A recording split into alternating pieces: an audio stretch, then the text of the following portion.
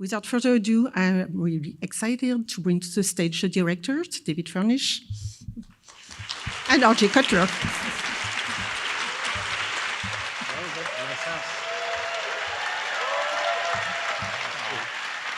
Good evening, everyone. Welcome to the American premiere of Elton John, Never Too Late.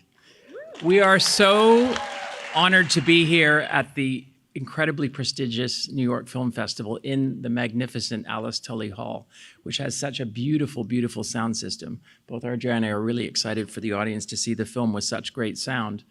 This journey began before COVID, beginning of lockdown, where RJ and I met for a coffee and felt we had an opportunity with Elton coming off the road to create what would be, hopefully, the definitive documentary about his life.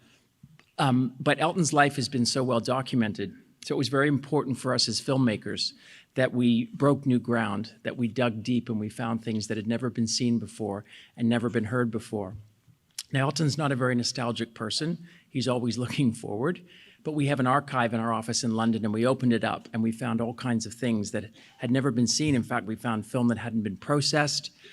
We found audio tapes that had never been heard. All of those go into the storytelling. So for Elton John fans who know the story so well, you're going to see stuff that you've never seen before.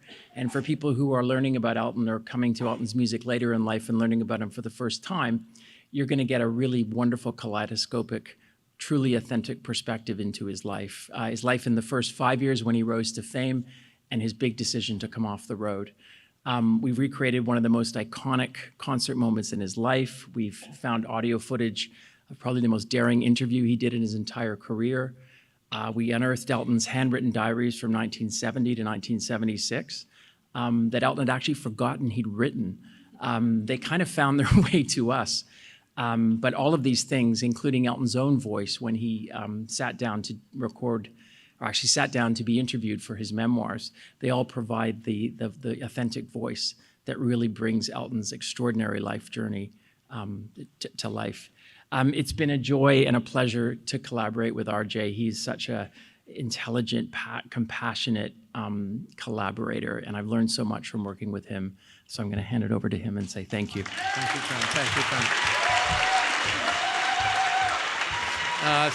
Thank you all so much for being here. So thrilling to see you. David and I want to thank the New York Film Festival for having us. I personally last screened a film here in 1993, the first film I produced, which was The War Room, and so it's such an honor to be back here with Never Too Late. We want to thank our dear friends at Disney Plus, especially Io Davis, and really everyone who worked on the film and has supported us from day one.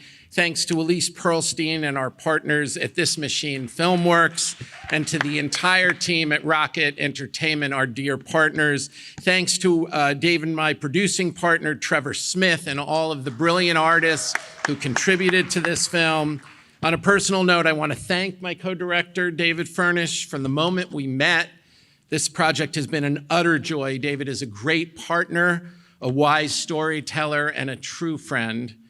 Thanks to my friend Elton John for his trust, generosity, and kindness. Telling his story has truly been the honor of my life. My first Elton John concert was in 1974. I was 13 years old, and I had to commit forgery and grand larceny to get a ticket. That's funny, but it also happens to be true. Believe me, it was worth it to be standing here tonight as a full circle event that is truly a dream come true. Thank you, Elton. Thank you, David. Thank you, New York Film Festival. And thanks to all of you for sharing tonight with us. Stick around afterwards for a surprise. We'll see you later.